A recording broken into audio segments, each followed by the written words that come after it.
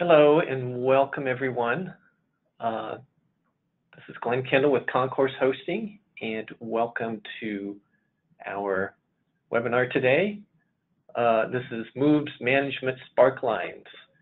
I appreciate everyone's patience. I know this one got postponed a couple of times. So yay, it's finally happening now. So thanks for joining me. Also with me today is Ronaldo. Hello.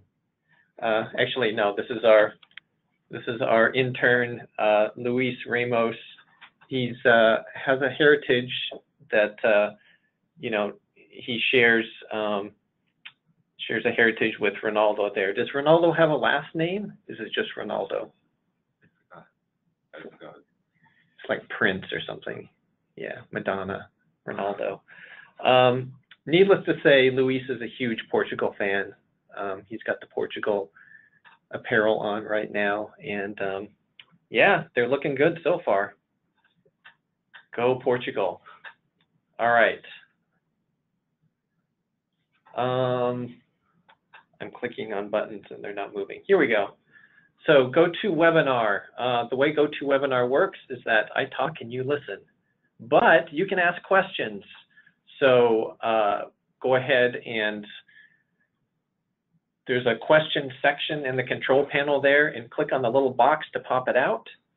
And that way you can collapse the rest of the control panel using the red arrow up at the top so that you can see everything that's going on.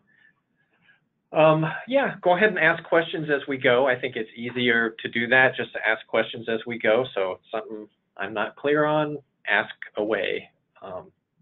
Or just something related that you want to talk about. Like if you're a fan of Spain, we don't want to hear from you about that. But any other questions, please go ahead and chime in. Concourse. Who is Concourse anyway? And why are these people doing Tableau webinars? This makes no sense. Concourse, we host Blackbaud software, CRM, Razor's Edge, stuff like that. We also do data warehouse hosting, Tableau server hosting, and other Tableau consulting services. We just love Tableau because it's looking at your data, and you do have data you need to look at. We're going to be using Tableau Desktop. This is the latest version. They changed their version naming scheme. Used to be 10.5 was the previous version under the older naming scheme, but now it's based on the year. It's kind of like Microsoft Office, except it's actually with what the current year is. So it's Tableau Desktop 2018.1 is really the latest. Be using SQL Management Studio and a special curated data source pulled from Razor's Edge sample data, Robert Hernandez et al. So the way this webinar works is that basically I've built a dashboard for you, and I'm going to show you how I built that dashboard. It's a Tableau's vernacular. They call it a workbook. So it's basically there's going to be a companion workbook that you're going to get at the end. Basically, I'll send a link out to it tomorrow for you to download and get that. For then, what you're going to do once you get it is you have different options of how you would then use it. You could, of course, host with us, and then it would all just work. The workbook really has two components. There's the workbook stuff itself and the data source. So you can use both of those things and then just refresh the data that's in our data source with your data. You can also just use the workbook and then replace our data source with your own data source. Or you can just say, hey, you know what, I'm just going to take some of the concepts, maybe use some of your calculated fields and just pull it out that way. But the companion workbook is kind of a self-contained package that has, the data source and the workbook in it. And like I said, I'll send a link out with that to you tomorrow, along with a link to this webinar video, which we post on YouTube afterward.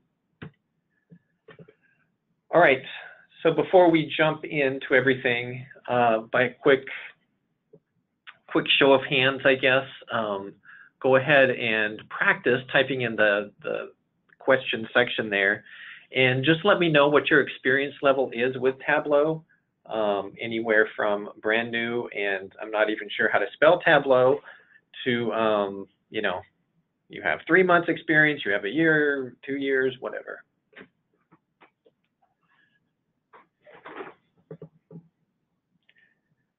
I like to do this just because I want to get a sense of the audience. If you guys, you know, have a lot of experience, then I'm not going to over-explain things, but it tends to be a mix, and that's what it looks like today. We have a mix of experience levels, anywhere from beginner to a few months to 3 years or more. So yeah. For those of you that are new, some of this is going to be over your head, and that's okay. Again, what we're going to do at the end is give you a workbook that you can use, or at least use concepts from. So follow along as best you can as we talk through some of these things, and of course ask questions if you'd like. But you know, that's why we have the workbook and the video and whatnot. So okay.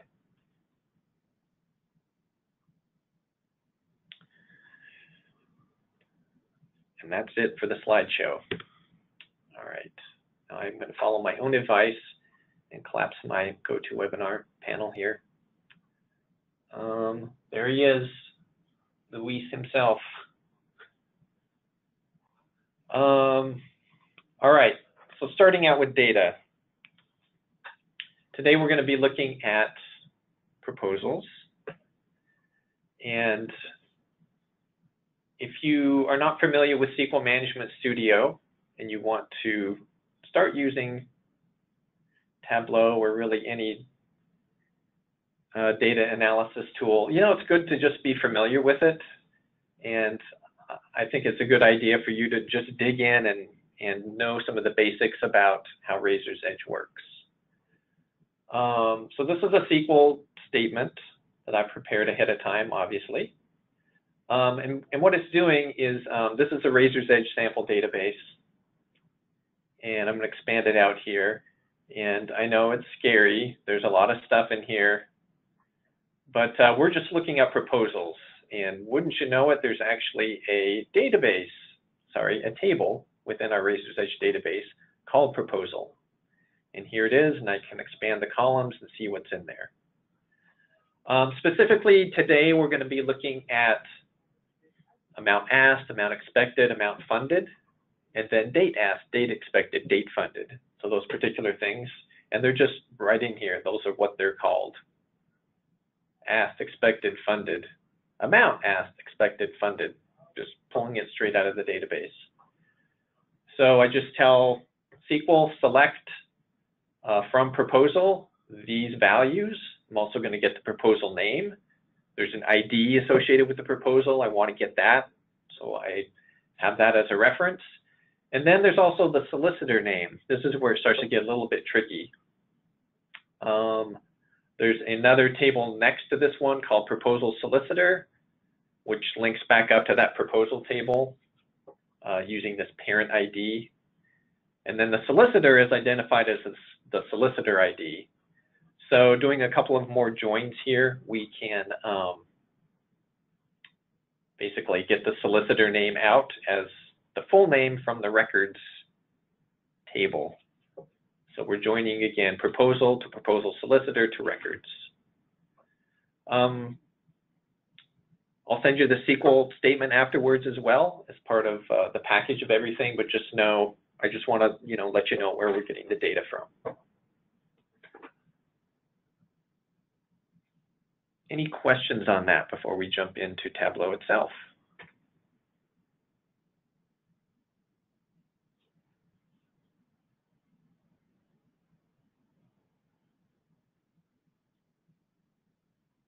So even if you have Razor's Edge hosted by Blackbaud, or you don't typically have access to your database, you can request a copy of your database from Blackbaud or whomever, and you can load SQL on your own workstation and you know, put a copy of the database on there and start to do some exploring and whatnot. So it doesn't matter who hosts your database, you can at least do some basic exploratory work. And again, it's good just to become familiar with SQL and what's happening in the back end. Okay, Sparklines. What a sparkline is, it's basically a trend line. Most sparklines are really meant to be just kind of a quick view of what it is that you're, a quick view of the trend of what it is that you're looking at. So this is the dashboard that you're going to be getting and that we're working toward. And what we're looking at here is we're saying this is a sparkline that shows the amount asked over time, the amount expected over time, the amount funded over time. And so these would typically trail each other, right? So you'd have things being asked, and then shortly after that, they go to expected, and then after that, they get funded. But by just looking at it as a sparkline like this, you can notice trends. Again, this is just sample data, and it hasn't been updated in a while because this is, you know, stuff from the Razor's Edge sample data that they just give you. You know, but the point really is that just through these simple sparklines, you can see, you know, trends around these different things. In addition, in this dashboard, I thought it would be good to put in the latest proposals in here. So these are the latest ones that have been put in as asked. The latest one's expected, the latest one is funded. Then you can mouse over this and it will show the date as well. So, and then just, you know, the top 3 or 4. It really ranks by the top 3, but sometimes there's a tie.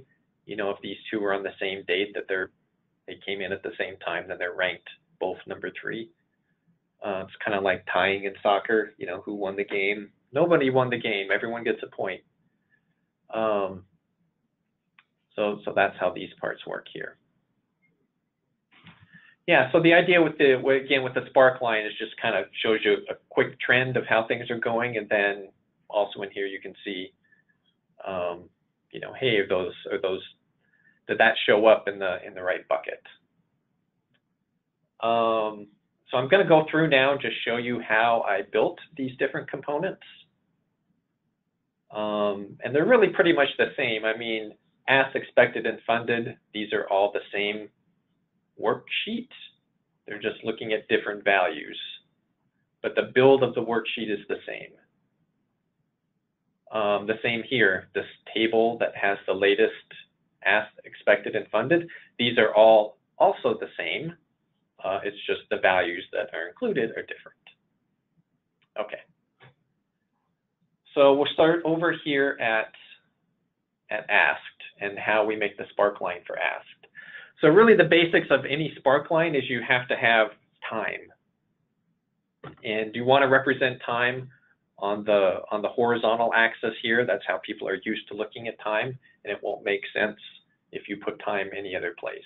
So you want to put time up in the columns. So using my, you know, curated data source, which just has these particular fields in it here, this is asked. So I have date asked is what I pulled up here. So I just took this date asked and I pulled it over here. And that's how I got that. You can look at it in different ways. You can look at it by year. You can look at it by, you know, quarter, month. I was looking at it by week. So that's the time value. And also to have a sparkline, make a sparkline work, you need to have something it's measuring. So in this case, it's the amount asked.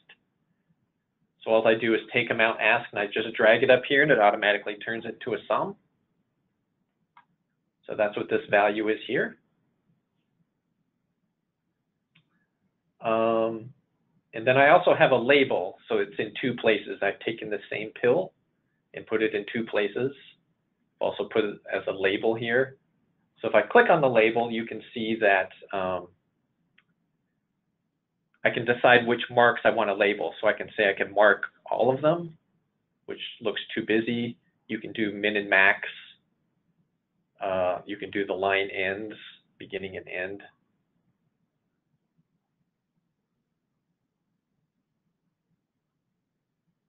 Or you can just do the most recent. And that's what I've done. I'm just doing the most recent there. Usually with a sparkline, you don't need to have the axis. So I've hidden the axis. You can't see it over here. I actually can't even click on the highlight to show it. And the vertical, or rather the time axis, the horizontal axis at the bottom, I am showing it, but I removed the title, so I'm not saying what it is. And then I fixed the times that it's showing. So it's doing it in intervals of 6 months, which, because I'm not filtering out any of the data here, this looks a little bit busy. But probably when you do this, you'll want to have a filter on here as well, where you say date asked, drag this over to the filters, and then you just want to show, say, a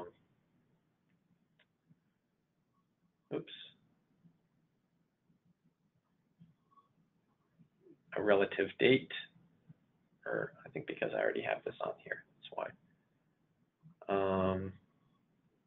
Say like the last 4 quarters or something like that. My data would disappear as soon as I do that. But yours won't, because you have real data in there. And, you know, that way you'll have, because you probably don't care about proposals from 10 years ago.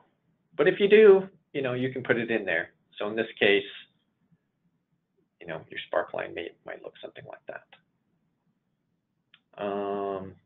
Again, you wouldn't have all that stuff over there at the beginning.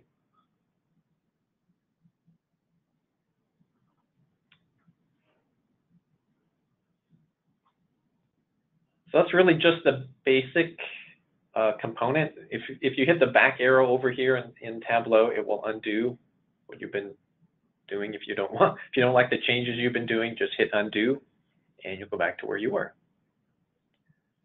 Okay, so these, again, that's this in this dashboard here. This one for expected is exactly the same. I'm just using date expected and amount expected. And that's really the only difference there. And then same for funded. Date funded, amount funded.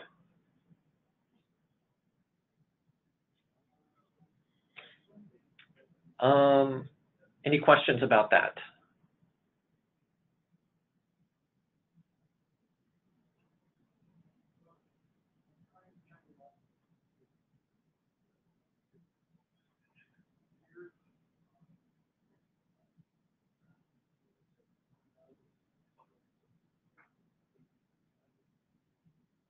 Okay. I know that part's pretty straightforward. Hopefully everyone's following along here. And there's no questions because it's just so ridiculously simple. You get it all. Yeah, if you have any question at all, feel free to jump in with a question. Otherwise, I'm going to jump into the next section. So now we start to get into some calculated fields in order to determine what the latest proposals are. How do we figure out what the latest proposals are? That's a little bit tricky. Well, really, we want to look at the date, right? So we say for the latest that fall into the asked category, we want to get, you know, what is the maximum value? What is the maximum date asked for the proposal? So that's what this is here. I've created a calculated field called maximum date asked, or max date asked.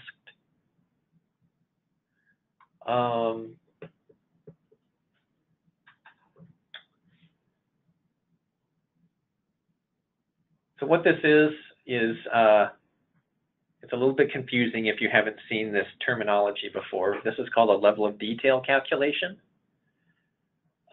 This part here, fixed in front, proposals ID, so this is a field proposals ID, is basically saying go through each proposal one by one and then find the maximum date asked in each one. And then that's our max date asked. We're just doing it proposal by proposal. I just threw in this value here as well, this if statement that just says it's got to be, it can't be in the future. So I take the date difference in days between the date asked and today. And if it's in the future, then it won't show it.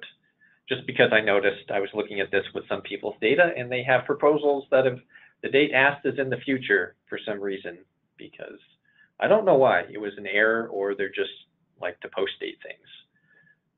So that was bothering me, so I filtered that out. So that's what that does there. But otherwise, this just goes through proposal by proposal and say, let's get the maximum date asked associated with it. Okay. So that gives us the date, but what we want to return is actually the name of the proposal. So it says, show me the proposal that's associated with that date. So I want the name of the proposal and the amount of the proposal associated with that date. We have a question. Maria was just first name's fine. All right. Maria asks, can you do the fixed calculation where it finds the max ask for each solicitor?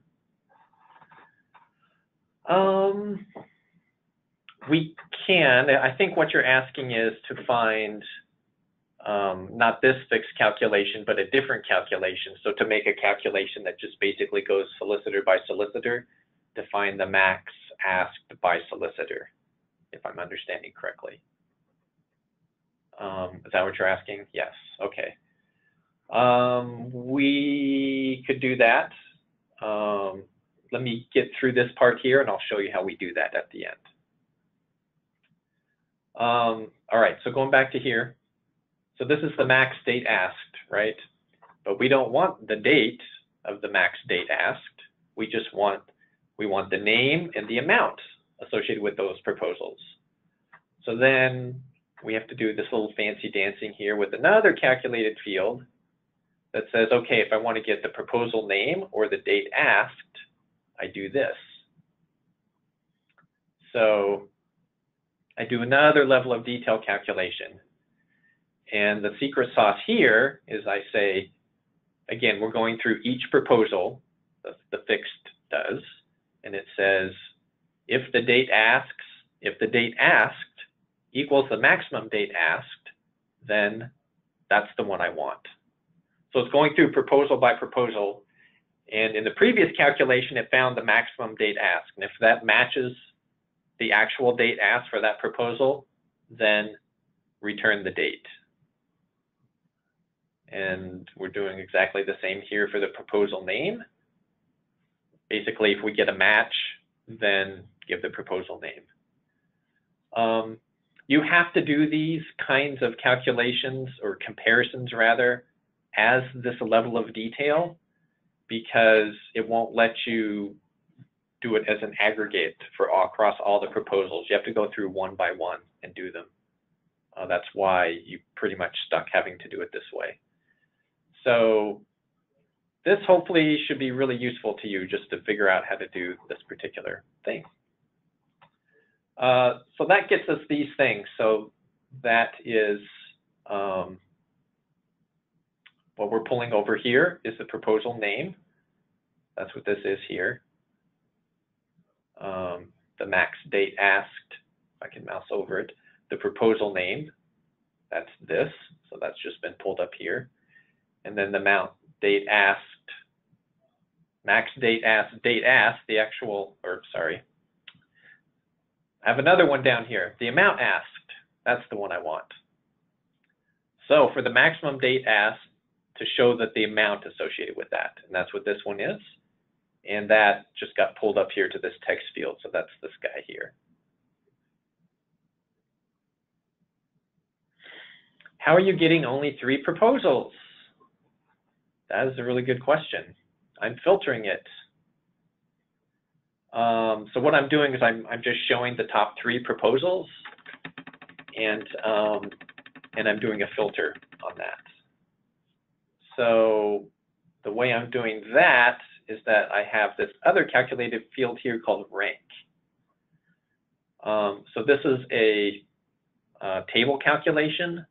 This is basically a built-in Tableau feature that says rank the maximum date asked.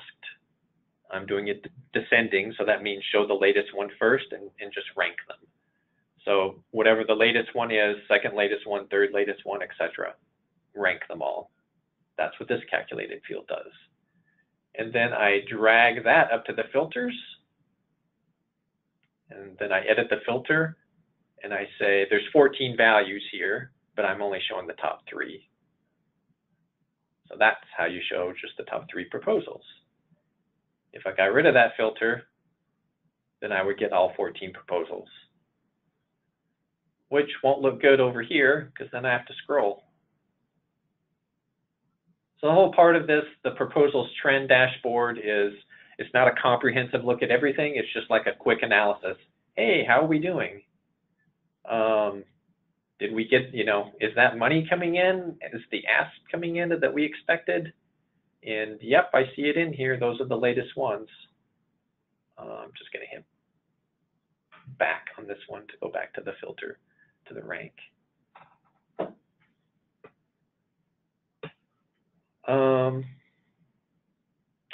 Yeah, and so those are exactly the same on how we do the latest expected and the latest funded as well. We're just using different values, right? So I'm calculating them the same way: max date expected, max date funded, and then pulling the date funded and the proposal name and the amount, using those same kind of calculations I did in the other one. And then rank expected and rank funded. All right. Any more questions on those before I get to Maria's question about showing the maximum value for a solicitor?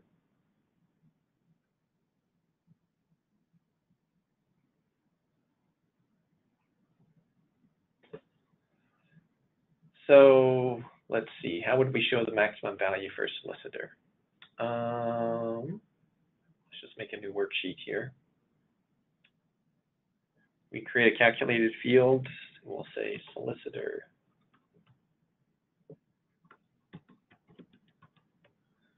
I'm just kind of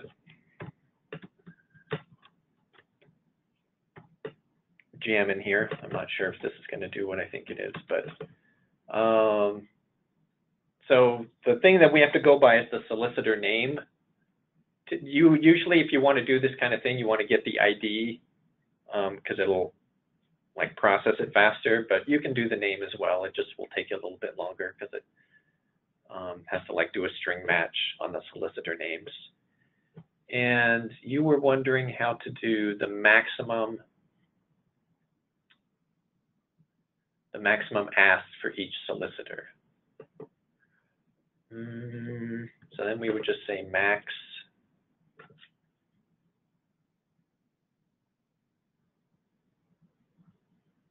probably just amount asked, yeah.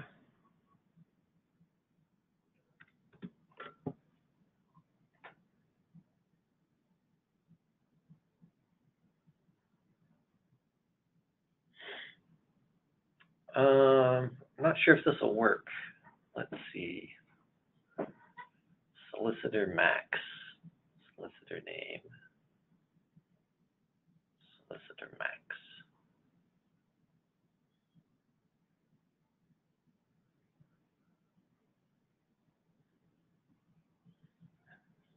Let's test it out here. Let's go look at, actually what we can do is go look at General Spencer Kovalak. I have a filter up here for choosing the solicitors. The way you do that is You just drag the solicitor name over here to the filters, but then you say apply to all using this data source. So that way, when you do that, it automatically gets applied to all of them. Anywho, on this one, we'll pick General Spencer Kowalak. Well, that's not really fair. His maximum one is 30,000, but he only has one.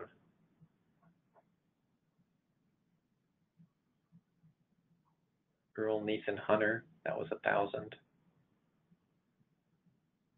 that 1,000 or a million? It's 1,000K, which is a million.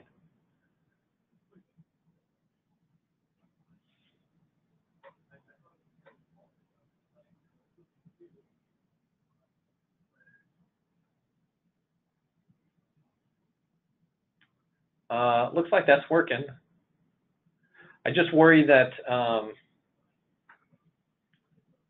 yeah, I mean, this will work if there is a solicitor associated with the proposal. I guess if there isn't a solicitor assigned to the proposal, then it won't really matter. You won't get anything from this. But yeah, this will find you the maximum amount for that solicitor across all their proposals.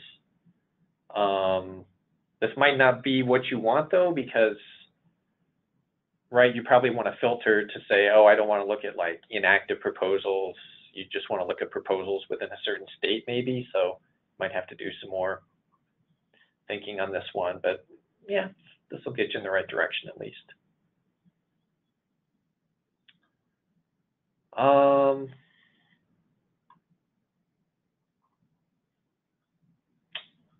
Cool.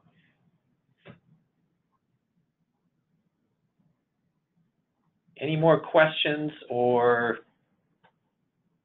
sidebars, predictions for the World Cup?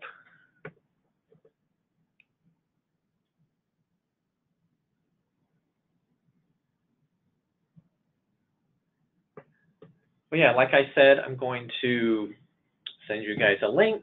You'll be able to download the workbook. In the workbook, you'll have the data source with the sample data as well.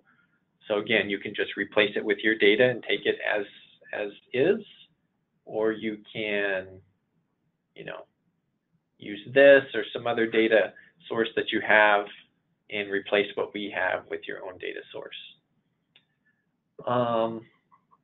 Yeah, so hopefully this will be helpful to everyone. Start to play around with Sparklines and learn a little about level of detail. I'm going to go ahead and end the recording now and thank everyone for joining me today, and Luis and Ronaldo. I'm going to stick around for a little while for questions, so feel free to hang out and ask more questions about this or anything else. But yeah, thank you so much for coming today.